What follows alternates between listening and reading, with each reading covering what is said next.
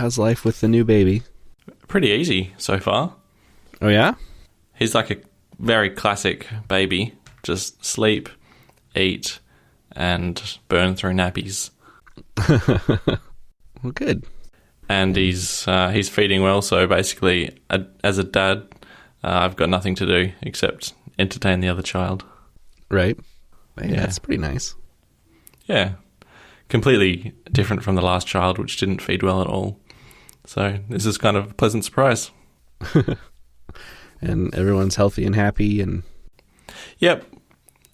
Good. We had a little bit of sickness the last week, but all seems to have passed over us at the moment. Hopefully. What about you?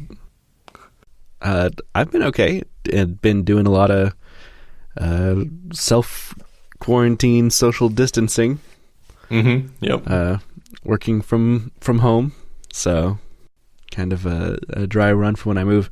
Actually, with the way things are looking, I might just be fully remote as of now because my office is sounding like it's going to be closed for a couple months. So yeah, mine's done that. Well, I always work from home, as you know, but the office that I work out of is closed, I think, as of yesterday or the day before. Oh, okay. I haven't been keeping up with the news on the other side of the world. Has the COVID-19 stuff really reached Australia much yet, or is it just kind of starting over there? The actual cases are still in the hundreds. I don't think we're anywhere near even 1,000 cases yet. Mm-hmm. But it is ramping up, and lots of restrictions have already been put in place. Like nearly all state borders have been closed. Oh wow! Okay.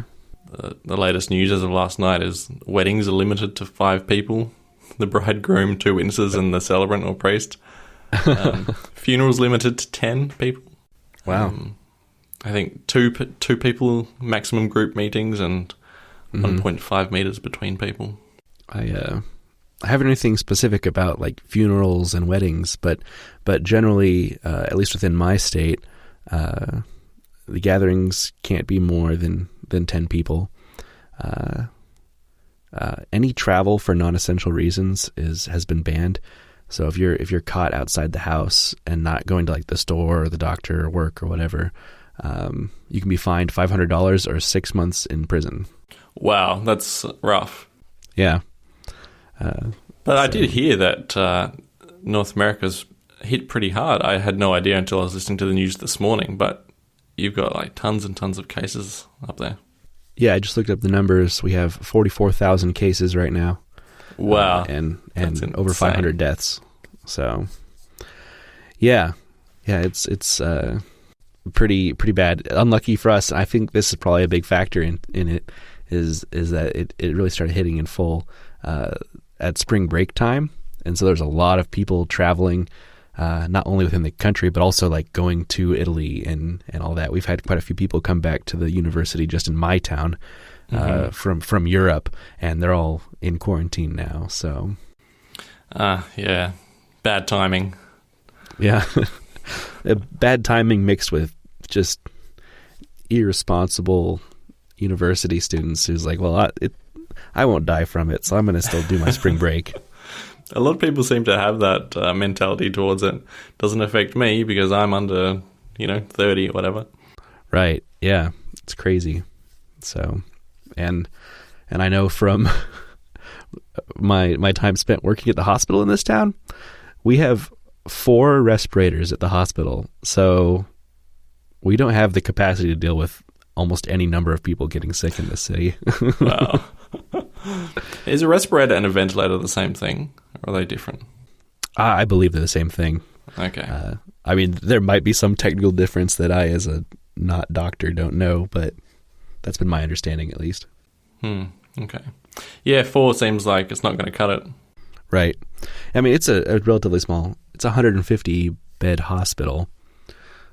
It's all we have within 50 or 60 miles of here. Okay. I have no concept of how big a hospital that is, counting on beds. Yeah, counting in beds is a little hard. It's easy to put in scale the fact that we have one of the biggest universities in the state, in the city, and we have, over 30,000 students just on that campus, not counting all the residents of the city as well. So, good times. Yeah.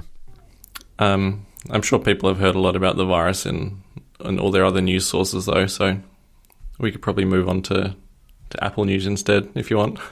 Yeah, let's talk about something a little different, I guess. Actually, I had 2 updates before we get onto the real news. Mm-hmm. First is my Hackintosh. Okay. I've given up on the Hackintosh. Oh, no. What was the breaking point?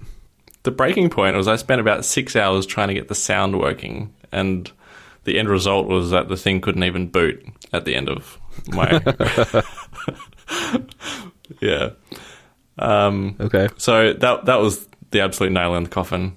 And also the thing that also half killed it is that Lightroom doesn't work on the Hackintosh, and it's giving me a weird error message, and there didn't seem to be anyone else having this error message, so it was fairly specific to my case, and I didn't see myself fixing it just right. on my own merit, having really no idea what I'm doing.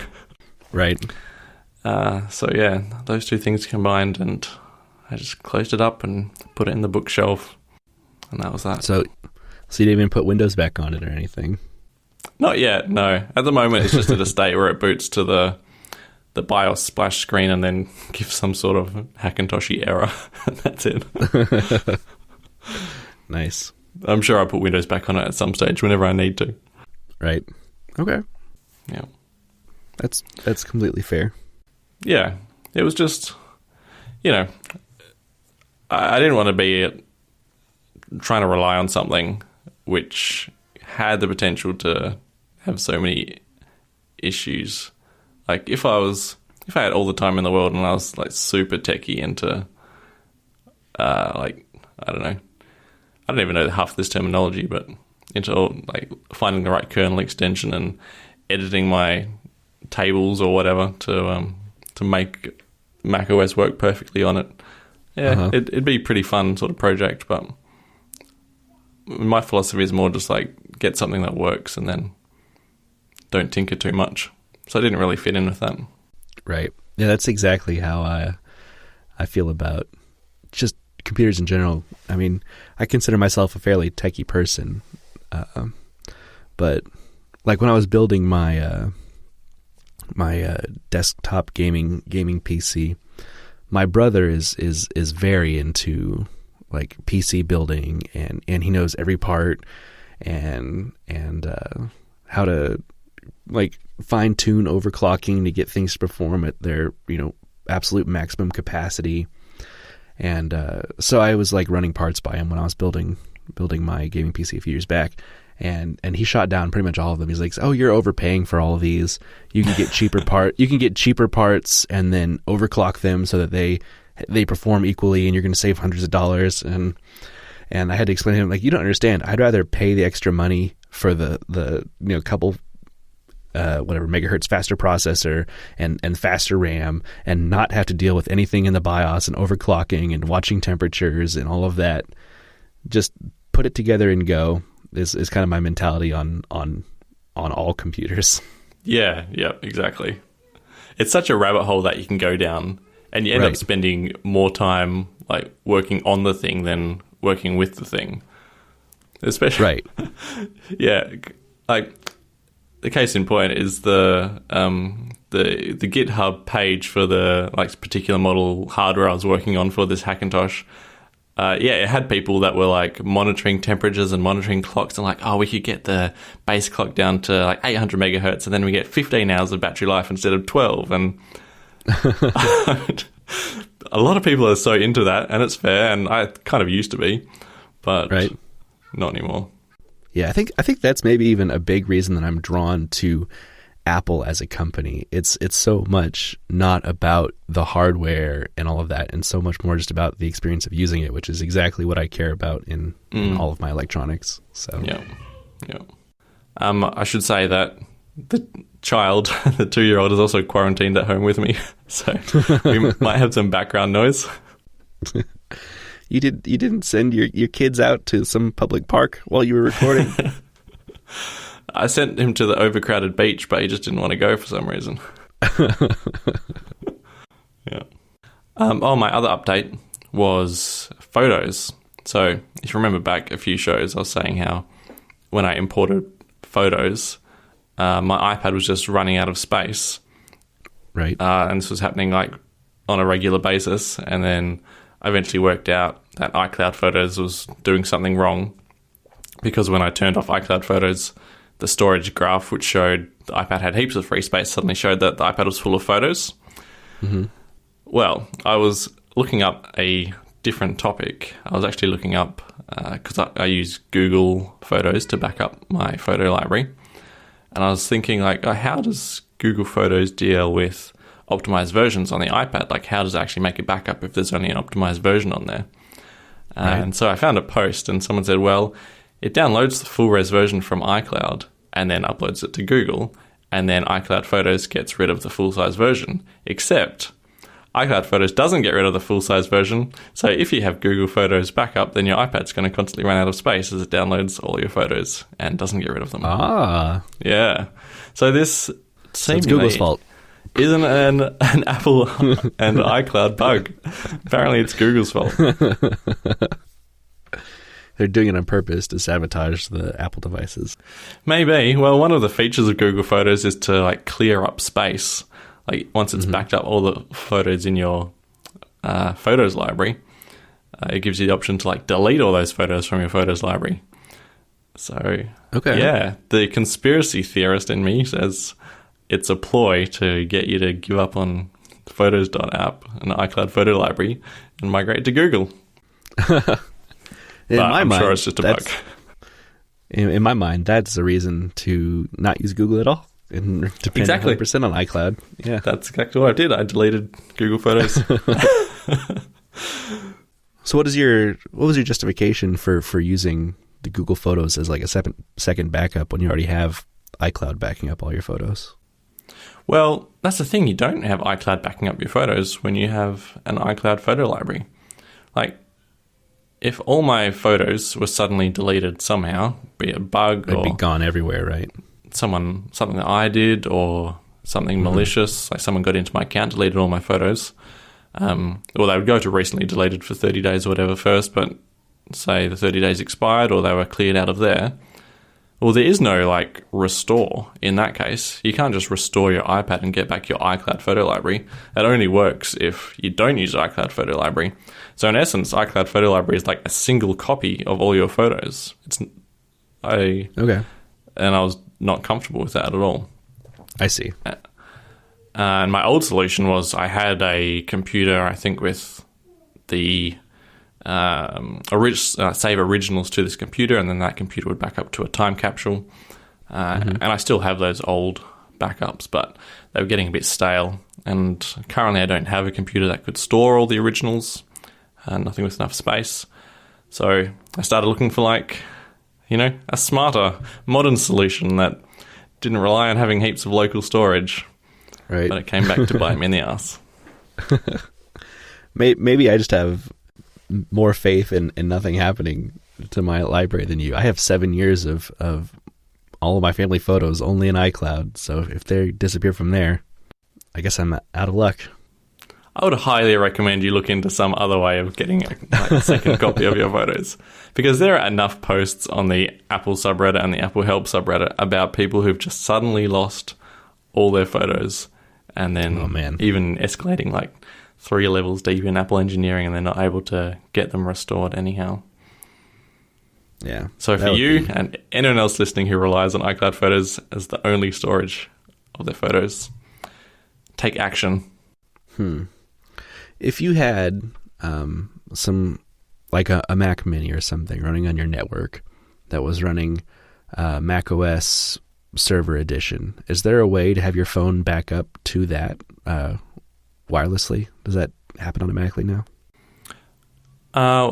Well, I mean, your phone can back up wirelessly through the Finder. Is that what you mean?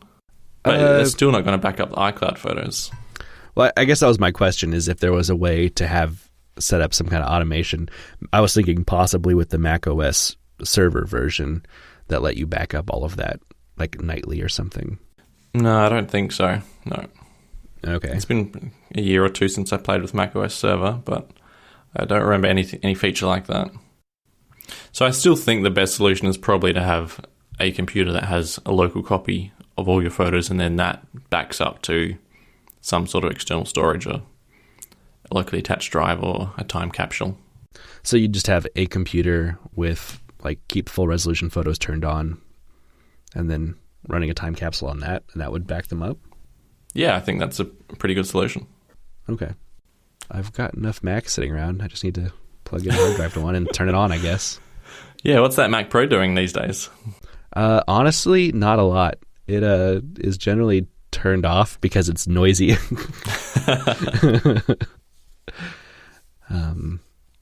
I fire it up every once in a while, but just to heat the room.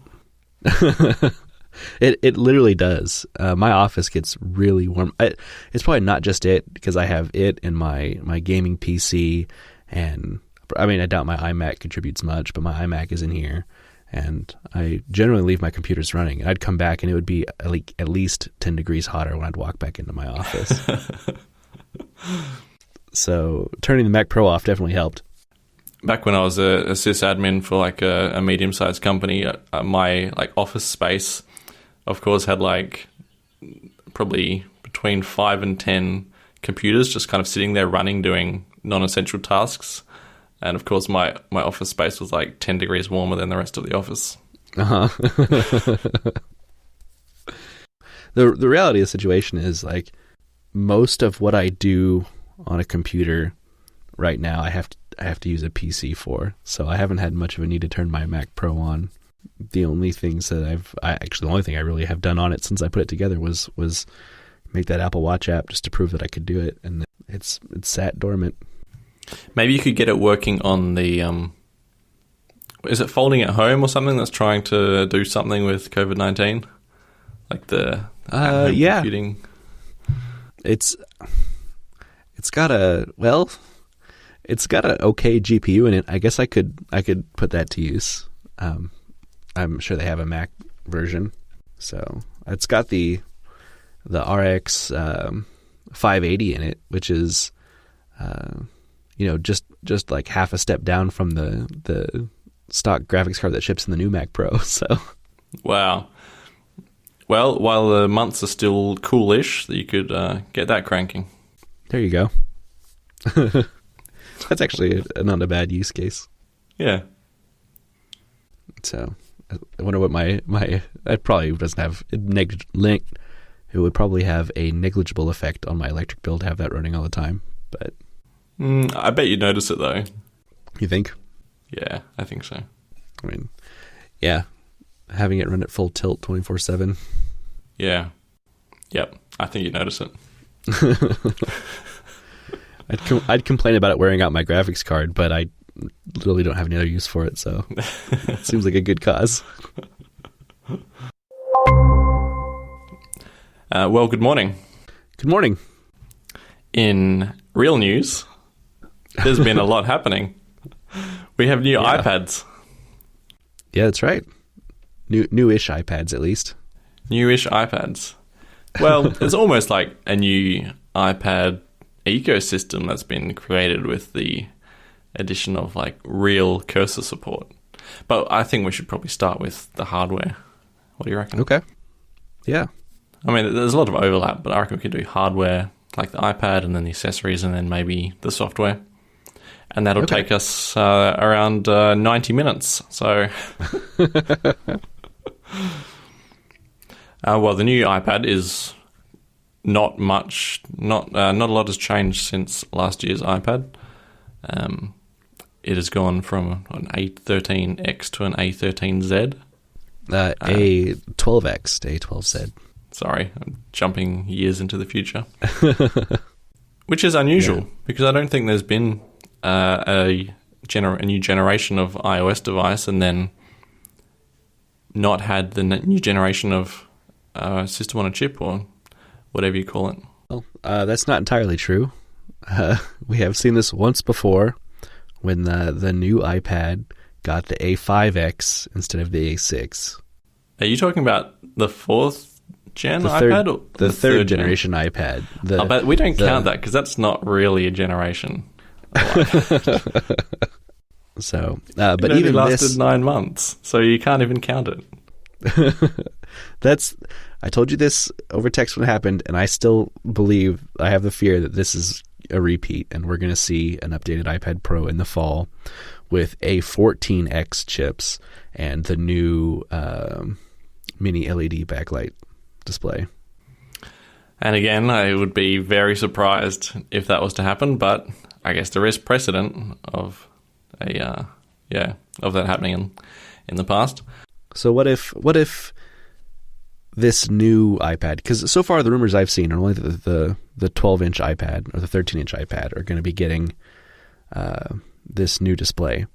So what if we have like an iPad Pro in the fall that comes out and doesn't replace the existing one, but like exists even higher in the lineup with micro LED display and the 14X processor. So like an iPad Ultra Pro. Something like that. That would give us just so many tiers of iPads though. Right. And we already have too many. Wait, there are already too many. Well, the Air doesn't need to exist in the lineup at all. That's still my opinion. So there's iPad Pro, 2 sizes. There's iPad Air, 1 size. And then iPad. And then iPad Mini. Yeah. Yeah. I would wager that the one coming out later in the year is probably going to be next year, like March. And it's just going to be the next generation of iPad replacing the current Pros and not something in addition. It makes me question then, I mean, maybe just because they had to, but why even do this release with the A12Z processor when in reality, I'm not positive about this, but I believe the A12X and the A12Z are actually the same chip.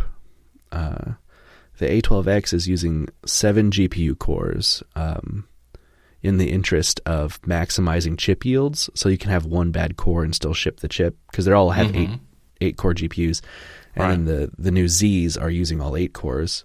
So to get just less than 10% GPU boost and the same CPU speed, it's either they felt like they had to ship the iPad Pro now and make some kind of update, or, and I'm really leaning towards this, they've got some killer app coming out this summer to take advantage of LiDAR. And they needed a device on the market now to get developers updating their apps so that when the new iPhone comes out with LiDAR, there's already a whole ecosystem to support it. So that's probably the biggest change to the iPads, isn't it? It's the addition of the LiDAR sensor to the camera array on the back. Right. Yeah, it's a big bet on AR being part of the future. And I think it might be going down the right track, because it's not going to be on the iPad and then not be on the next iPhone, right? But what's the killer app going to be? That's the question. How many years down this AR path are we? And we've yet to see anything better than Pokemon Go doing AR. Well, we did see I don't even know if it's in the final build, but at least the early builds of iOS 13, they had Starboard, which was their augmented reality, like springboard replacement, which at the time it looked like it supported like a couple different versions of AR glasses. Maybe we'll see some kind of, maybe not AR glasses, but some of this augmented reality technology that they've been obviously working on, starting to actually see the daylight this year. So what can LiDAR do better today? It basically can map out the physical space that you're pointing the iPad at a little bit better than it was doing before. I saw a couple of demos, and say using the Measure app, it was just able to pick a surface. So you didn't have to orient the iPad in the room first for it to know where it is. It would just immediately pick it at like the edge of a surface to start measuring. Yeah, so this is actually physically scanning objects in 3D by bouncing light off of it and seeing how long it takes to come back. So it can really easily tell where the edges of objects are, where maybe sometimes the cameras wouldn't be able to discern that from a 2D object, even with dual cameras now.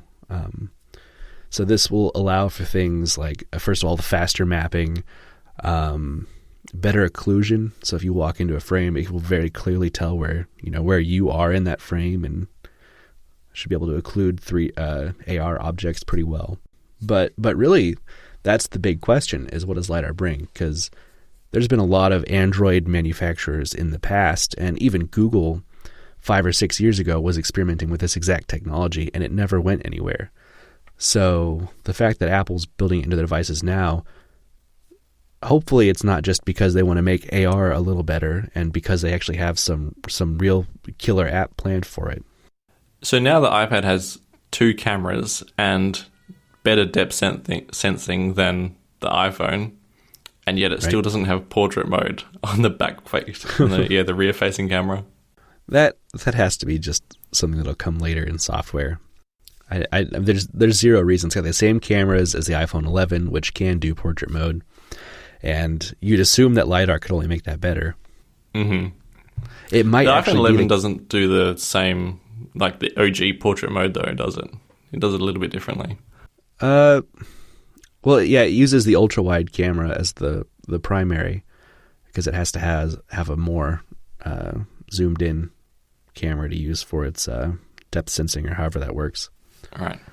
It could be the case that they just literally don't have portrait mode tuned to work with the LiDAR sensor yet, and so that's going to come in the future once they figure out how to incorporate all that data into the image. Yep. He's hoping. Yeah. So, but there's zero reason this can't come in software later, and that might actually be exactly the fact, because they have the same cameras as the 11. The 11 can do portrait mode, but maybe they want to make sure they get it. They want it to look better than the 11 to prove that this LiDAR sensor is actually useful. Yeah. Yeah. Maybe they just still haven't fully conceded that people use the iPad as a camera. I mean, I think putting 2 cameras in the back is already conceding that a bit. Yeah, maybe we want to scan more documents with the iPad. I mean, I guess an ultra-wide camera it would be useful for document scanning. So, yeah, when you want to scan those A2s on the desk. You don't have to hold your iPad quite as far away. Yeah. Do you have the A sizes in North America, or do you still use like inches and letters for paper sizing? I mean, we have A2 in the extent that, like, I've seen printers have a setting for A2 paper. What would you call it, though? Like a big piece of paper? Yeah, we usually, like, just a standard sheet of paper? Or? No, like something that was 4 times bigger than a standard sheet of paper. I have no idea. I've never heard a name for it. You don't have a name for it? I assume A2. Okay. Because that's what the setting is on the printer, but I've literally never interacted with anything bigger than standard printer paper, so... Oh, really? Okay. Well, I guess I do work for a printing company, so I do happen across paper sizes a bit more frequently. Anyway, another hardware change to the iPad. Now, this is something that they introduced on the new 16-inch MacBook Pro, is these amazing new microphone arrays. Right. And at first, I thought, oh yeah, just cool, it's going to sound a bit better. But then I was watching the iPad review by MKBHD, and at one point he switched from his professional microphones to the iPad microphone, and I was like, did he actually change? Because I can practically hear no difference. Now, I was listening to it out of the speakers on my iPad, so not the best speakers to judge from, but I was still in shock, I would say, at how good these microphones sounded. Yeah, they're very, very good, and that review really, really highlights it. If you're looking to compare, I would suggest that review over someone like Rene Ritchie. When he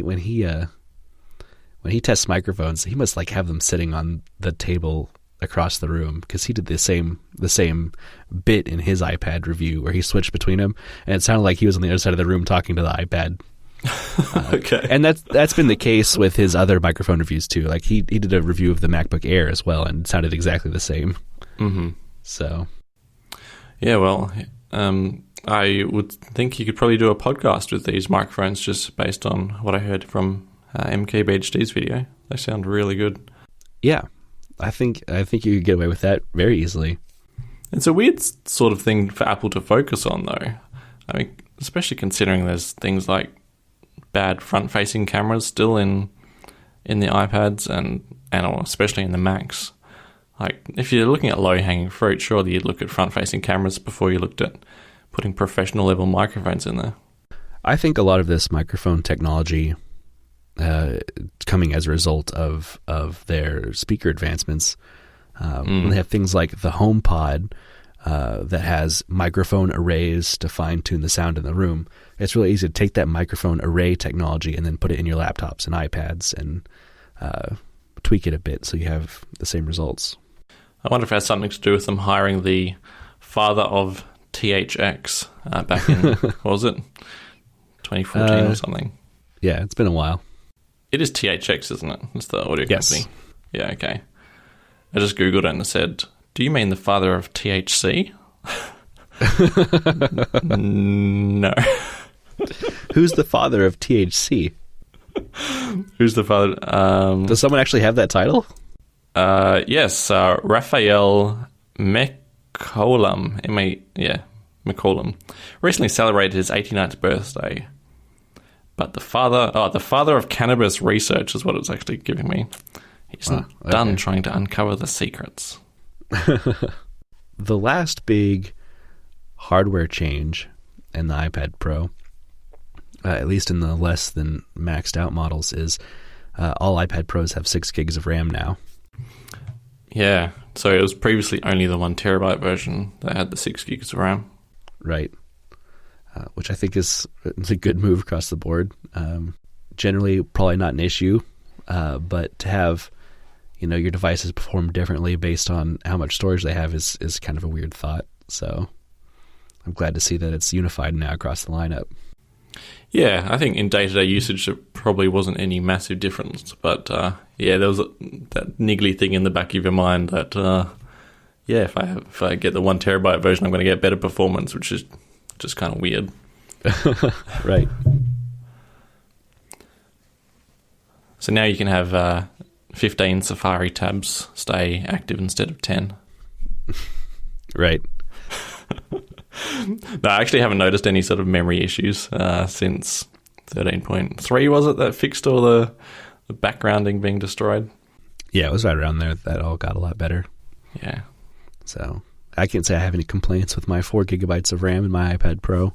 No, me either. No. iOS is amazing at letting you forget about the amount of RAM you have in your device. Right. Is there anything else on the hardware front? Besides the cameras, we didn't really talk about the cameras, but it's got an ultra wide and a regular. Mm-hmm. Yeah. Not my choice, but if you listen to tech reviewers, it seems everyone else wants the ultra wide over the telly. Or are you more of a fan of the telephoto lens? Oh yeah, I would have that as the standard, if anything. Wow. Yeah. The regular lens is equivalent, I think, to like a 28mm focal length. But like more, I mean, it is a classic photography photo length, but the more standard ones I would say is 35mm and even 50mm, which just feel more comfortable to me. I think just in my day-to-day usage, when I'm trying to take photos in like inside, which is generally where I'm taking pictures, it's much nice to be able to use the ultra wide camera, because generally I've already got my back against a wall or something. I'm trying to get everyone in the room in a photo or something. So in my use cases, I feel like the ultra wide it's definitely used more than my telephoto one for sure.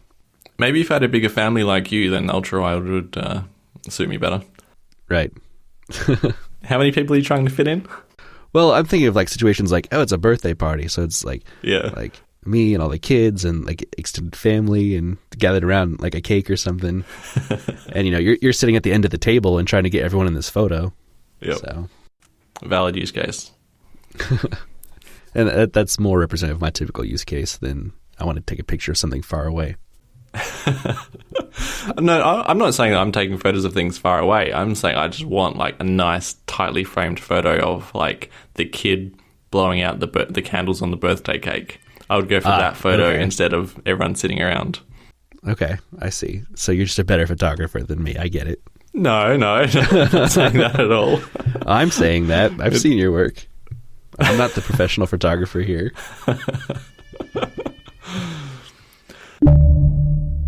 So the next thing, maybe the biggest thing, even bigger than the iPad itself, is the Magic Keyboard that you still can't order. Right. Despite the new iPads already arriving at people's doors. But now the iPad floats above a keyboard which has scissor switches and is backlit, and also has pass-through power from a USB-C port. Yeah. Everything what I just said is a little bit crazy, and I would not have put any money on it happening the day before it did. And you haven't even mentioned the craziest part of the keyboard. The trackpad. It's got a trackpad as well in front of the keyboard. How they managed to fit a trackpad on the keyboard, I'm going to have to see it to believe it. Right. It does look a little small compared to their trackpads they've been shipping for the last few years. Yeah. But they also do ship like the biggest trackpads in the business on their laptops. Right. Which they've completely spoiled me. I'm sitting right here with a Magic trackpad in front of my iMac, and it's the size of my hand. Yeah. Yep. They certainly went all in on trackpads. And they are like best in the business as well. Yeah, actually, excellent. Here's something, just going back a few topics to the Hackintosh. So I was always under the impression that the Apple hardware is what made Apple trackpads and Mac trackpads so good, right? Turns out it's the software, because as soon as I had macOS running on my ThinkPad, like the trackpad became usable. It's like turned into a good trackpad. I cannot use a trackpad on Windows. It just feels awful.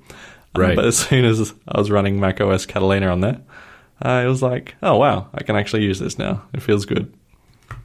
It makes me wonder if Apple has some kind of patent on like trackpad software that makes their experience so good, because they've had the only usable trackpads, for the last 20 years. There's never been an excellent Windows trackpad, and Apple's always nailed it. So for the fact that no PC manufacturers have gotten it quite as good as Apple yet, makes me really think there's some kind of like magic that they've got like sole claim to somehow.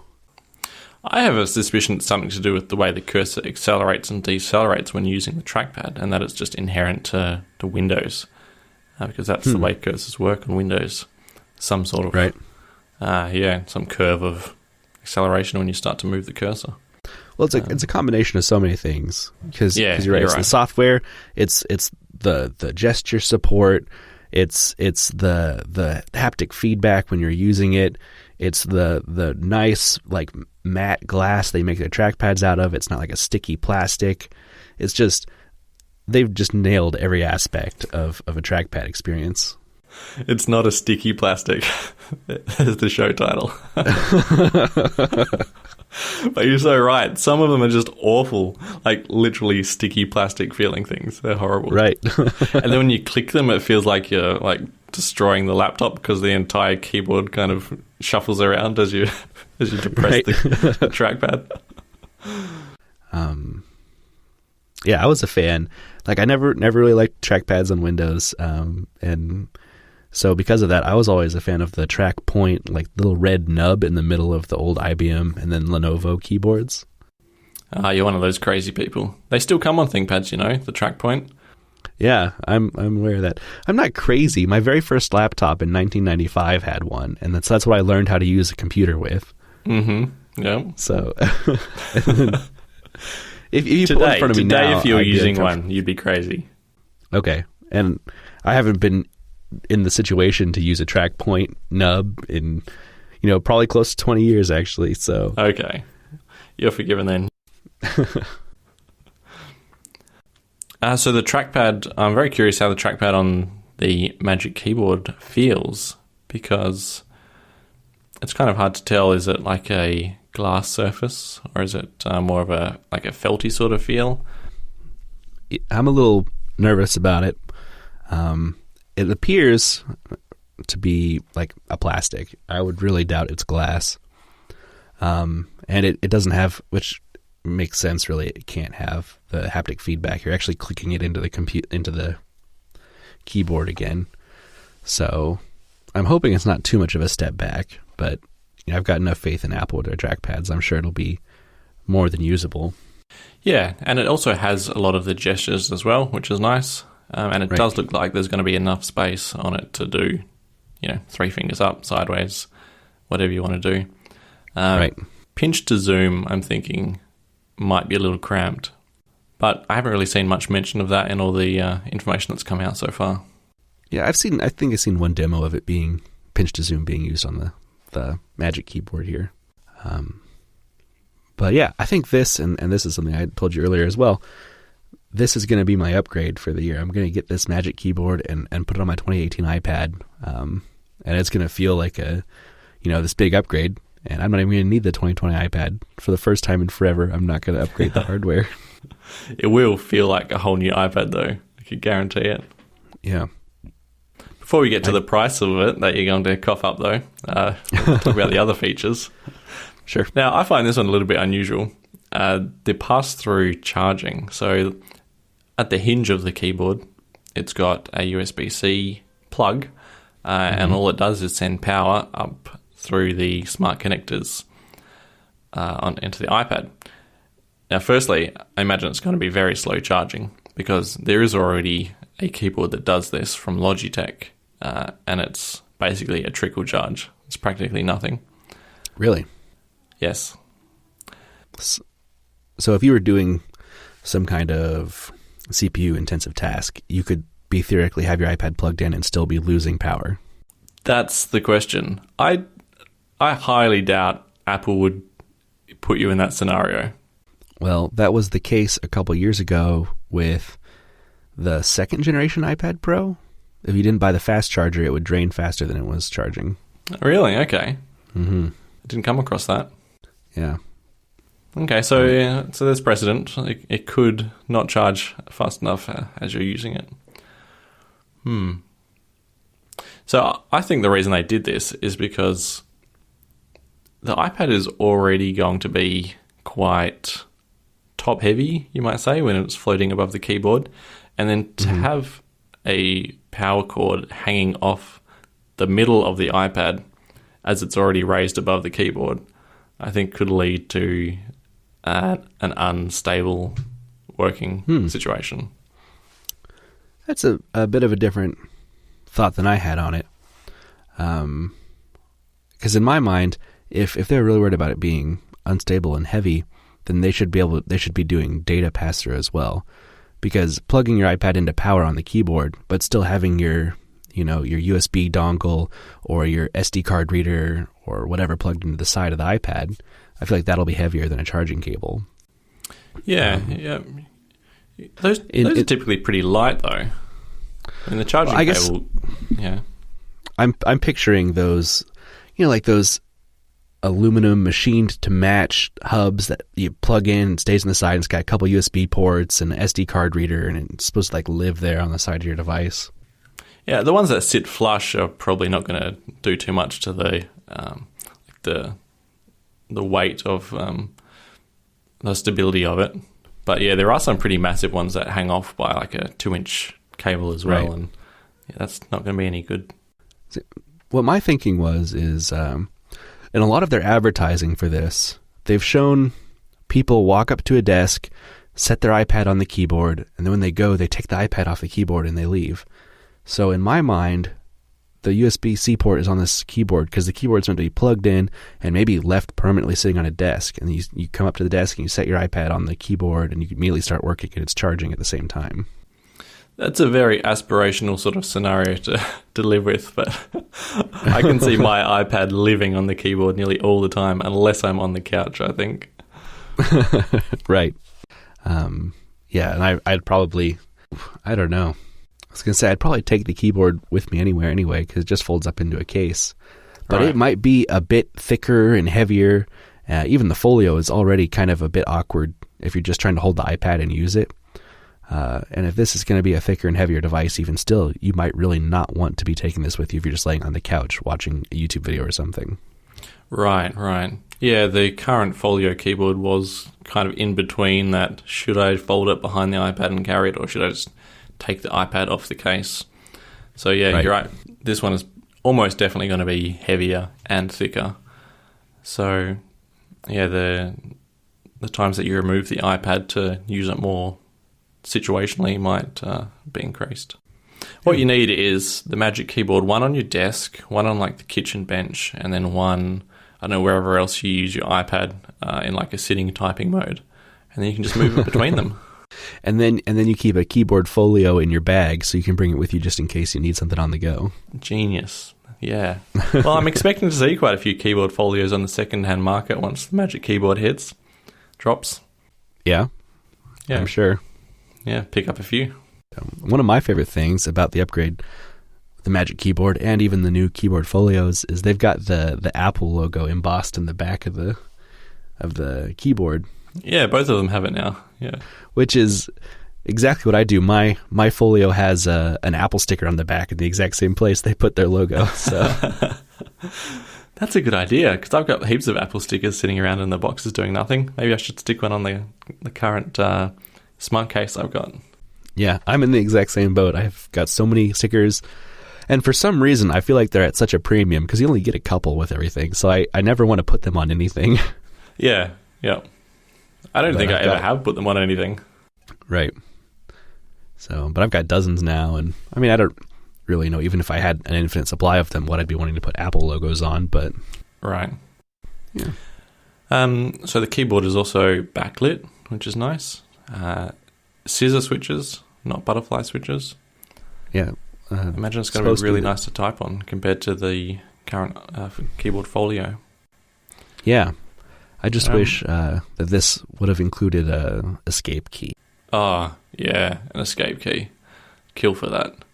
I use it all the time when I've got like the USB keyboard. I've got like a Microsoft wireless USB keyboard that I plug into the port on the iPad, and I use the escape key all the time. Yeah. Same here. I was trying to make this work for a while. There's a key combination you can press that simulates the escape key. I forget what it is. It's like Control Shift tilde or something. And I was living like that for a while.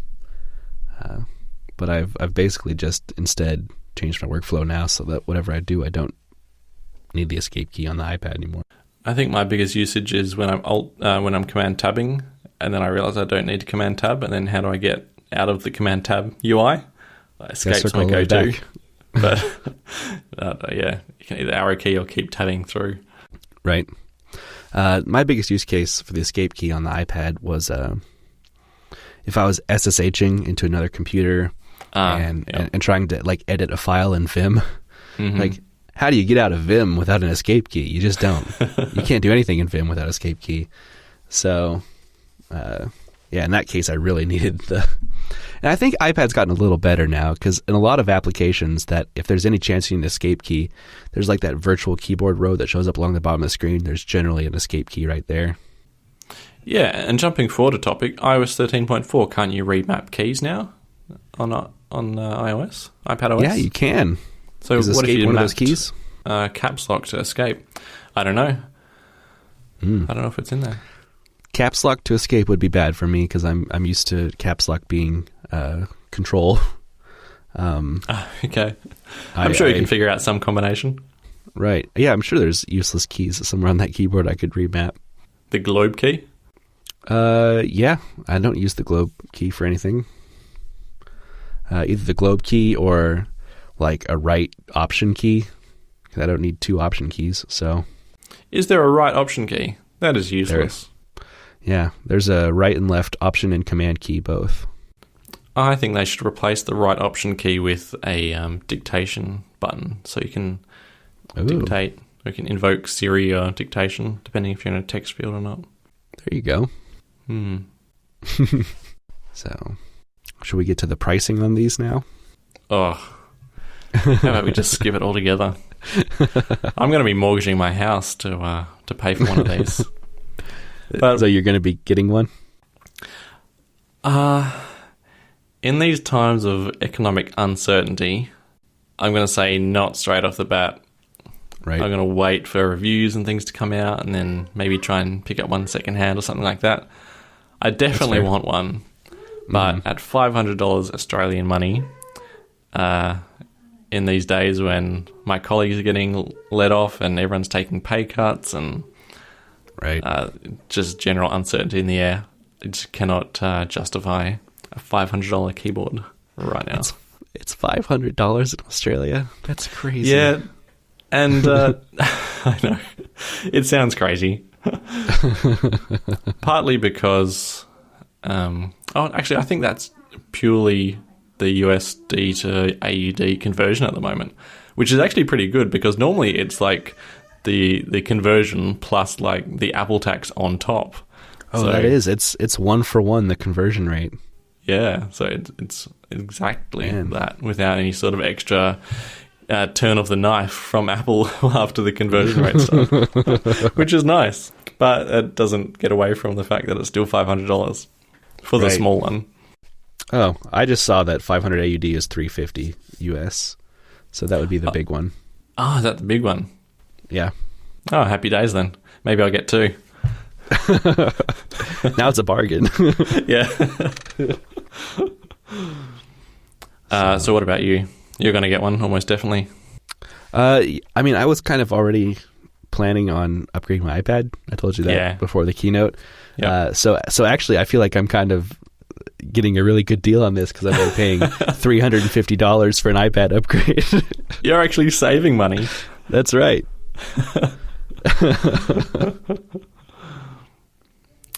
So I just double checked the Australian pricing. Maybe we are getting gouged still because it's $500. It's $499 for the small one, and then it's $589 for the big one. $589 AUD is 413 US. So yeah, you are getting gouged. All right. By about $50 US. That sounds just like the tax then, actually. Yeah, because it's 10% tax. Yeah. Right. Anyway. Oh, the other weird thing. Actually. No, don't worry. I was just about to say, when I was pricing it up the other week, the keyboard format that everyone in Australia uses, which is US English, wasn't actually available on the Australian Apple site. You could only order it in international English, which is not the format of keyboard we use here. So, how odd. But I've just gone to the site and they've changed international English to US English. So, happy days. Someone didn't know. Yeah, someone didn't realize that. That's what we do here. Okay. What's the difference between international and US English? Now they've removed the option of international English, so I can't even see, but... Is that separate from British English? It is separate. British English is yet another format you can use. But actually, I think it's really similar. I think actually the layout is the same between British and international English, but you just have different symbols on the British English. Like you might have pounds instead of euros or something like that. Mm-hmm. But anyway, the return keys, like the tall, thin one. Right, the unusable one. The unusable one does that. And then cramped in next to it is the backslash and the pipe. Oh, why? And then to the left of that is the double quote and single quote. Actually, I kind of need a regular keyboard to look at to really tell you the difference, because the computer right in front of me actually has a German keyboard, so it's really doing my head in looking at these two keyboards and trying to work out what's normal now. It seems to be the main difference is that the enter key is vertical, so the backslash and pipe is moved down next to it, and then because the symbols are different, the tilde and grave key is now down where the long shift key is supposed to be, and there's a short shift key. Right, the short shift key, yeah. Yep. Which, both just very annoying things to choose to do. Right, because Command tilde is like cycle between windows, and now it's suddenly next to the shift key instead of above tab. Yeah, and I'd be constantly hitting tilde instead of shift, and I'd be constantly hitting backslash instead of enter. It's just a terrible keyboard. Right. Which is that's generally the standard layout, right? Like any other language also has the vertical return key. It's just the US keyboard that doesn't do that. Yeah, the OG US keyboard is the one to get. Obviously, I mean, the keyboard was invented here, so we know what we're doing. I know. What are the other countries actually doing? I mean, Australia clued onto this fact and just went with what was good. Right. I don't actually know for a fact that the keyboard was invented here. I'd put money on it, though. Actually, we were at the forefront of a lot of computer stuff specifically. Because the standard keyboard layout predates the computer. Well, the QWERTY layout predates the computer with typewriters, but things like the enter key and in its current layout, the traditional keyboard was invented by IBM. So that would be US. There's a lot of different versions of keyboards that came before it and then of course after, but the standard US layout was invented by IBM. Okay. I've got a random typography fact. Just out of the blue. So you know how we have uppercase and lowercase letters? Do you know why they're called uppercase and lowercase? Yeah. Do you want me to tell you why? Yeah, just tell me. Because in the days of using printing presses, the lowercase letters were kept in a case below the higher case ones. How amazing is that? I just learned this. It's so good. Literally cases, one on top of the other. An upper one and a lower one. And I'm very impressed that you know that as well. I don't even know how I know it. It's just been like a fact that I've known most of my life. So there you go. Yeah. It's amazing that small things like that make it all its way into like the modern world. It's lived for hundreds of years. Yeah. And that it was so standardized that like across, I mean, at least the country, if not the world, that all printing presses kept their keys in specific cases and they're always the same. Yeah. And it wasn't like a shop by shop basis where their keys were, or not the keys, but their actual individual letters were kept. Well, the printing press spread so quickly across the world that, right. Yeah. Thanks to Guggenheim. Gutenberg? Gutenberg. What's a Guggenheim? That's a separate thing. That's a museum. That's right.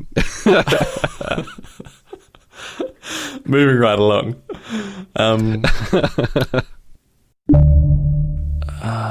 Let's see, what was after the keyboard? I guess iOS 13.4 is kind of the appropriate next topic to talk about, because that's what's made the trackpad operate kind of how it does operate. Right. So before 13.4, any sort of mouse or trackpad attached to your iPad, firstly it had to be paired in like the accessibility settings in like 3 menus deep. Right. And it was kind of janky. Like, I know I've complained about it before. Like, I was using Magic Mouse 1 and the original with AA batteries. It had no scrolling and it would go to sleep like really easily. So you'd have to like click it to wake it up to actually start using the cursor again. Like after like 10 seconds, I'm talking, not after like 10 minutes. It was a large presence on the screen, the dot. And you had to have the assistive touch dot also on the screen at the same time, so that was kind of annoying. You could do things like right click, but you had to like wait for the menu to pop up. And all in all, it was definitely more of an accessibility thing. But now it was pretty obvious that they were actually just paving the way to like proper trackpad and mouse support, because now the cursor is... it's shrunk to kind of like what you'd imagine the imprint of your finger on the screen would look like, that sort of size. It disappears very readily. Like it'll just, if you stop using the mouse or trackpad, it'll just go, which is nice. Well, where to continue? There's just so much. The cursor actually changes to kind of the form of a function that the mouse is hovering over. Like if your cursor reaches an icon on the home screen, you suddenly get like that. What do you call the effect? Like that 3D effect. Like the cursor's gone, and now you can just see that the icon on the home screen is what's highlighted because it's kind of popped and moving. It's the same hoverboard interface that tvOS uses. Right, yeah, it's like a hover. Yeah, but it's not just limited to icons. It's basically any control on the screen. Nearly all of them will kind of eat up the mouse cursor and highlight the action instead. When I first saw that, I was extremely skeptical, and I thought I would hate it. But, well, firstly, you can turn it off if you want to. And secondly, I haven't turned it off because it turns out I really quite like using it like that. Yeah. I'm really impressed by the cursor interface in iPadOS 13. Apple definitely went out of their way not to just take the same cursor they've been using, for over 50 years now, the same cursor they've had, but they've really rethought, like, what does a cursor mean in an operating system that's primarily touched base? And I think they've nailed it. Adaptive and responsive, jumping to elements that might be hard to click on otherwise. Just all of it. It's very natural. The fact that it like dynamically turns into a text editing tool when you hover over text, and I think it's very well implemented. Also, the way that it works with the primary UI elements of iPadOS. For instance, the dock. If you're in an app, previously you would have to put the mouse to the bottom of the screen, the cursor, and then drag up as if you're doing that with your finger. Whereas now you just hit the bottom of the screen with the cursor and it pops up. Just kind of, it does away with the drag up action, which was pretty annoying before. It behaves more like a Mac. Yeah. Behaves more like a Mac, yeah. Yeah. Except it does a few other cool things, like if you put your mouse up to the time and click, it'll bring down Control Center. Right. So you don't have to drag anymore. Although I have actually run into a couple of hurdles with that actual action, because in apps where Control Center is hidden, you can no longer get Control Center because there's nothing to click on, and the old action of dragging down doesn't do anything. Of course, you can just reach up with your finger and do it instead, but hopefully they fix that little glitch there. You could always assign like a third mouse button or something to summon Control Center as well. You could do, but I've got a Magic Mouse, so there's only one button really to begin with. No, but I'm joking.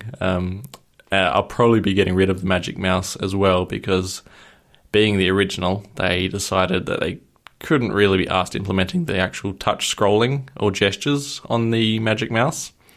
So it's time for that to go, I think. It's had a long and illustrious career as my mouse. And I think Apple is leaving it behind, because the second lithium battery Magic Mouse does have all the gestures and scrolling and whatnot on the touch surface of the mouse. Oh, really? Mm-hmm. I wasn't aware there was any like actual hardware difference besides just a physical, non-replaceable battery. Yeah, maybe not, but they are treating them extremely differently. One's been left in the dirt, and the other has most of the new whiz-bang features. It doesn't quite have everything the trackpad does, of course, but that's actually how it is on the Mac as well. The mouse has some of the gestures, and the trackpad has all of them. Right. Okay. Yeah, it really feels like just in general, Apple's really like doubled down on trackpads as their pointer input, and just the fact that the Magic Mouse hasn't been updated in 10 years? I don't think they're so concerned about mice anymore. Nope. Which I'm generally okay with. I guess it's not a true statement at all. I'm generally not okay with it. In like my casual use of a Mac when I'm just browsing the web or doing the podcast or whatever else, I love the trackpad. But as soon as I'm doing real work, I always switch to a mouse. Yeah, okay. So, I think the only reason I use a mouse, would have to use a mouse, is playing a game. But apart from that, I can pretty easily live with a trackpad, even for work stuff. my problem is just, and maybe it's because I haven't spent enough time playing with a trackpad, it's just text selection in general. I feel like is much more comfortable on a mouse, and that's something I do a lot during the day. So, that's something I forgot to mention with the new cursor, is that when it's over text, it changes to the what do you call that? The pipe symbol. I'm not sure if there's a name for it. I bet there is. The bar. I don't know. But combining that with the trackpad is going to make text selection like finally decent on the iPad, because it has just been horrible since day one, more or less. The I-beam pointer. The I-beam. The I-beam pointer, also called the I cursor, is a cursor shaped like a serif capital letter I. It doesn't have the hats, the top and the bottom though. It's only the straight line. On iPad OS, yeah. But on general Mac OS and stuff. So now it's the sans serif I-beam pointer. It is the sans serif I-beam. Is there anything this cursor can't do? Well, unfortunately, this functionality doesn't come for free. App developers have to build in this, hover over selection stuff into each of their apps. So for the most part right now, it only works in OS level stuff and some Apple apps. But hopefully that'll come quickly. Speaking of hover, Safari now supports hover with the cursor, which is amazing, because I think I have complained about this before. Trying to use some of the websites I use for work is just an exercise in frustration.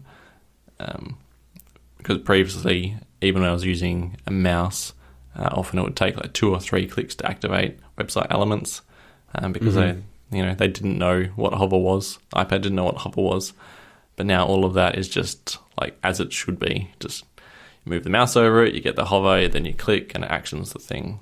It's night and day. It's made like everyday use of the iPad for me already tons better. Right. Between hover being added and on key press and key release events being added, this is really becoming like the full desktop Safari experience. Even better, you might say. Yeah. The actual that keyboard that I mentioned earlier, the Microsoft one, has a trackpad built into it. And unfortunately, that actually went from usable to unusable with iPadOS 13.4, which is a bit weird. Yeah, it used to like smoothly scroll websites with like the 2-finger scroll, but now it's totally janky and unusable.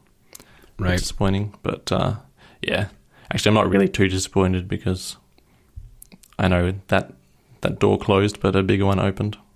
Yeah, I didn't spend any time with the Golden Master version of 13.4, so I only just got it today, and so my experience with the mouse interface, the only one I've had so far, is I plugged a USB mouse into an adapter in my iPad and played with it, and it generally worked great, but I had the same experience where scrolling was not working very well at all.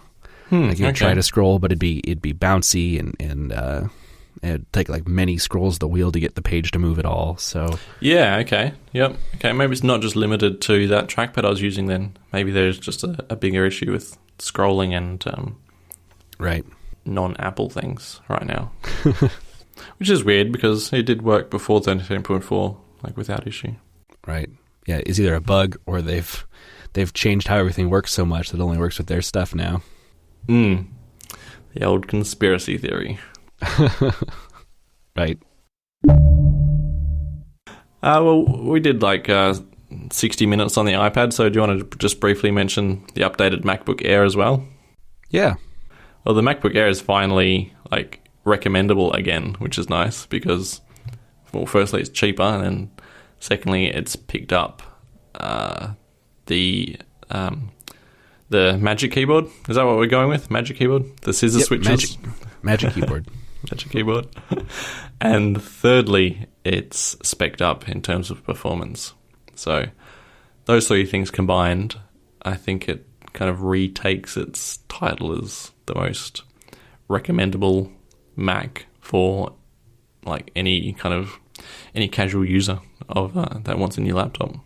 Yeah, it's also got significantly better speakers and not quite the same studio quality microphones, but much enhanced microphones along the same lines as the new iPad Pro. Right. And yeah, compared to last year, where there's basically only one model of MacBook Air, and you could get it with the i5 and the 8 gigs of RAM, and then you can only choose your storage. This with the i3, i5, i7 selection choices at 8 and 16 gigs of RAM, it feels really good this year. It does, yeah. And I've seen a lot of reviews complaining about the fact that Apple didn't give the MacBook Air the Pro treatment with expanding the display and reducing bezels a bit. But, in my mind, the 13-inch display is already a great size, and this is their, sub $1,000 laptop. I'm perfectly happy with this 13-inch display, especially if, later this year the Pros are going to be coming in 14 and 16 inches. The 13-inch screen size is like the perfect laptop screen size for nearly everything and everyone. Right. And all those arguments are kind of arguing for the Air to become the Pro. There has to be something that distinguishes the models or, besides the price. Right. And, for the entire life of the Air, that's always been the screen. The Air was the last to get a Retina display, and now it's going to be the last to, eventually someday it'll get smaller bezels and maybe rounded corners and all that when that happens. But for now, it's going to keep this still excellent Retina display. Yeah, there's nothing to complain about. It's only nitpicking if you're complaining about it in my books. Right. Yeah, all in all, a really solid update year. Yeah. My in-laws, who were looking to buy a computer all those months ago, if you think back, I don't know how many shows, ended up just getting an iPad. So. Oh, and how's that working for them? They love it, although I'm not really there day-to-day because these are the ones that are in Germany. I'm not there day-to-day to see if they're really having any struggles with it, but feedback has been positive. As opposed to your other in-laws who aren't in Germany? Yes, I guess I only have one set of in-laws. Actually, I'm in a polygamous relationship and I've got in-laws all over the world. Ah, okay. Well, yeah, sorry. No judgment coming from my end. Okay, good. Huh. So, I think that was the consensus we came to back then, too, is that an iPad would be the best fit for them. Yeah. Actually, I think I recommended them an iPad with a keyboard, and they didn't even get the keyboard in the end. They just went pure iPad. Which model iPad did they end up with? I think it was the iPad Air 10-inch. Oh, okay. Yeah.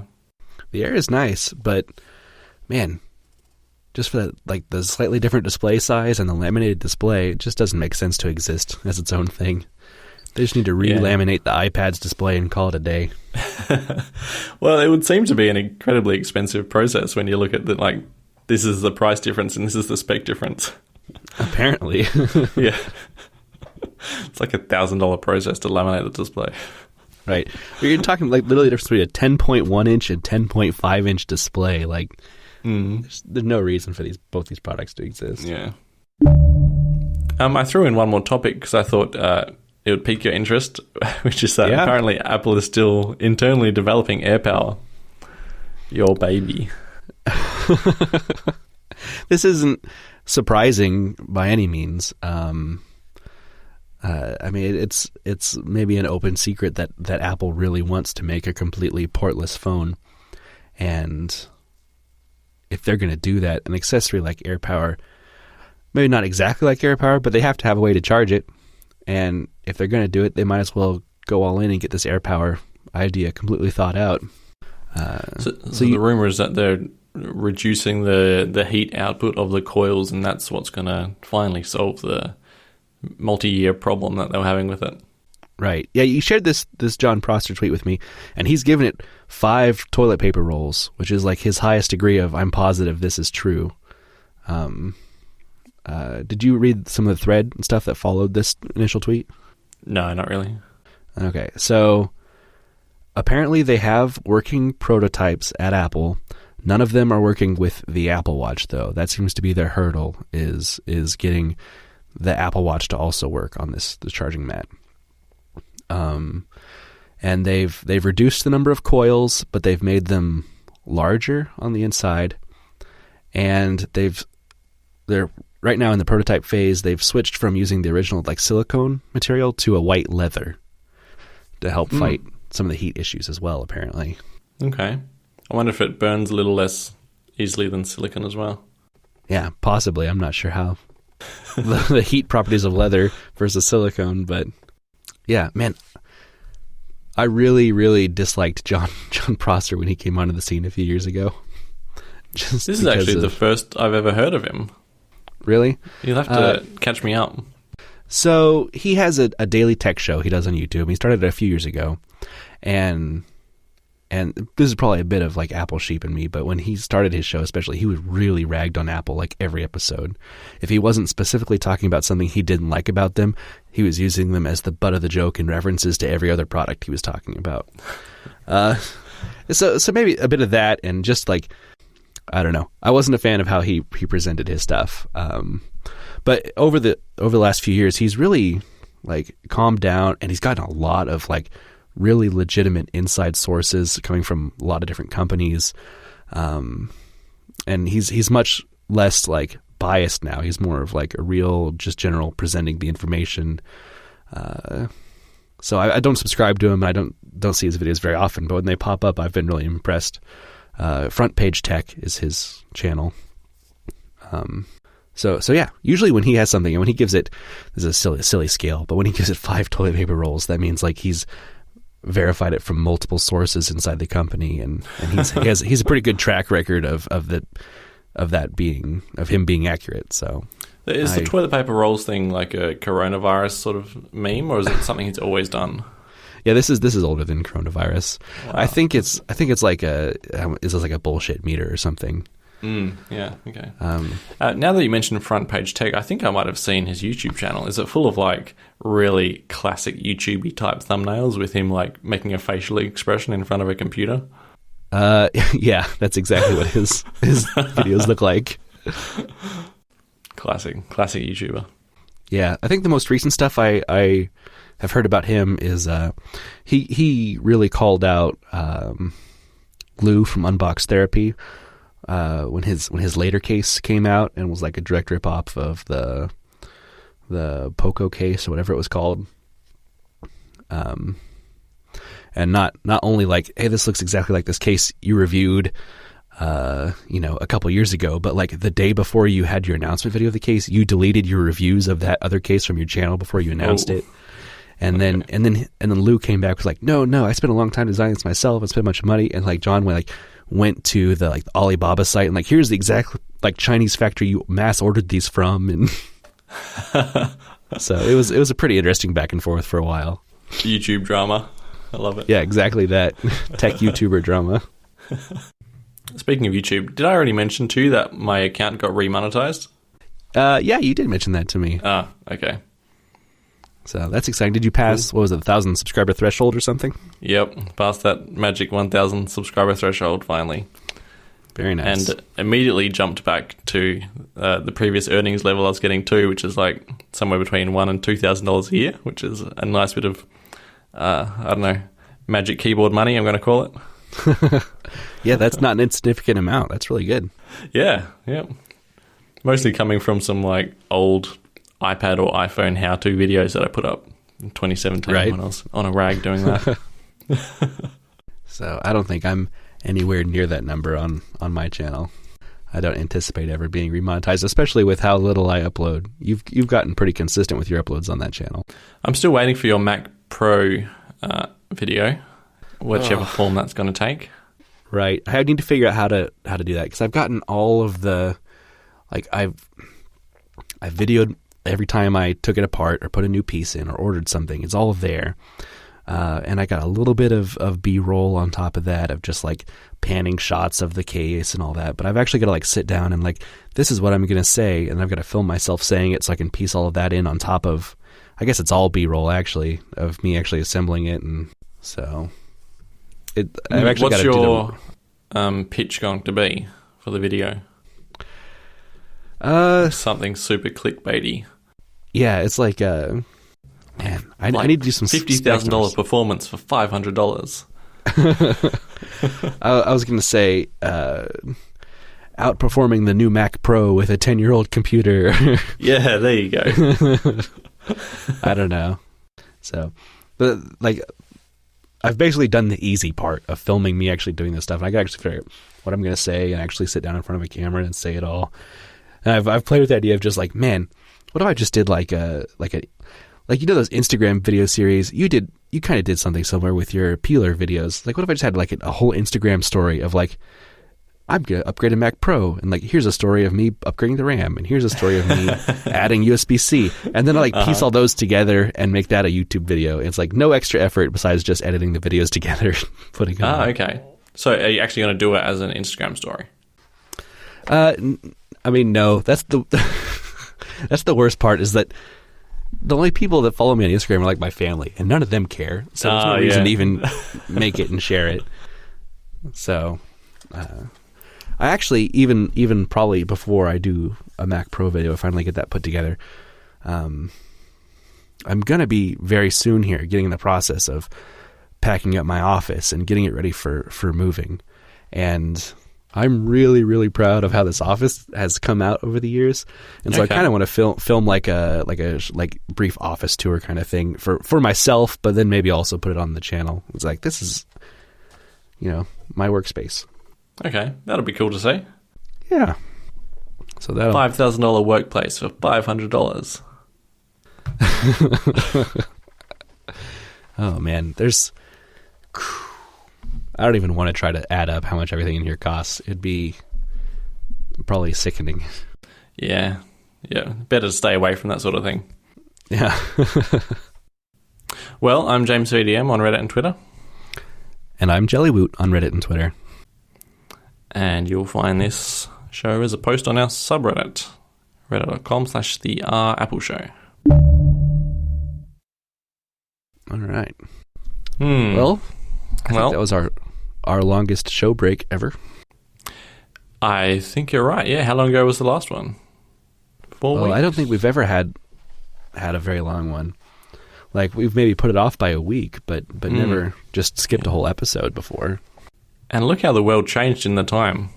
Right. I have so a much child. News. There's like a pandemic. There's like, we should never have a break again. Lots of new product announcements. Yeah. Sorry. Yeah. That's the biggest of all. Right. Yeah. Nothing else really matters compared to the new iPad. Yep. I'd say the Magic Keyboard is like the bigger item. I agree. Okay. And the MacBook Air. I mean, as far as, well, that's not true. As far as everything that got updated, the new Mac Mini is the least significant one. We didn't even mention it. That's how insignificant it is. Right. So, because they just, doubled the base storage, and that's about it. That's it. Yep. Oh, well, at least they care about it somewhat. Well, at least they know it still exists. Hopefully they care about it. This is exactly what they did to the last Mac Mini that lived for 4 years, just getting, the smallest updates, and then they reassured everyone in 2018, like, no, we care about this. Look, we completely redesigned it, and then they haven't updated it again in another 2 years. When's the Magic Keyboard coming out? Was it May? It just says, yeah, it just says May. Okay. So maybe everything will blow over by then. Maybe your reason exactly. The current financial situation, no one can justify spending that kind of money on a keyboard, so they're going to wait until things start to calm down and then release it.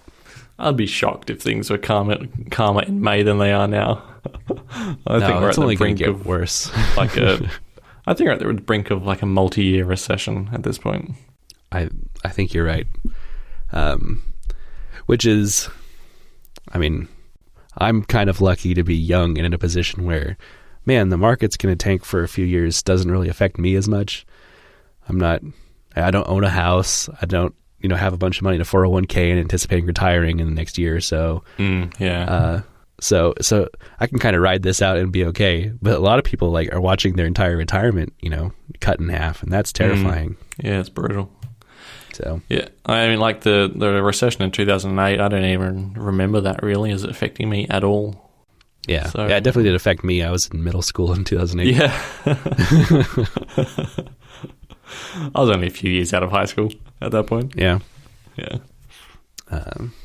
Man, I mean, almost to me, I hate to say this as, I wouldn't want anyone else to go through this for my sake, but it's going to be a good time to buy a house in another 6 months or so if I'm looking for a house. Yeah, could be. But, yeah. Well, stay sane in your quarantine. I'm trying. Man, all the kids, their schools have been, for 2 or 3 weeks now, their schools have been canceled for the whole semester. So it's a little tough on everyone right now. Yeah, it is. Yeah, well, stay safe and healthy and yeah. At home. At home, yeah. You too. So, all right. Well, I'll talk to you in a couple of weeks. All right. Talk to you then. Bye.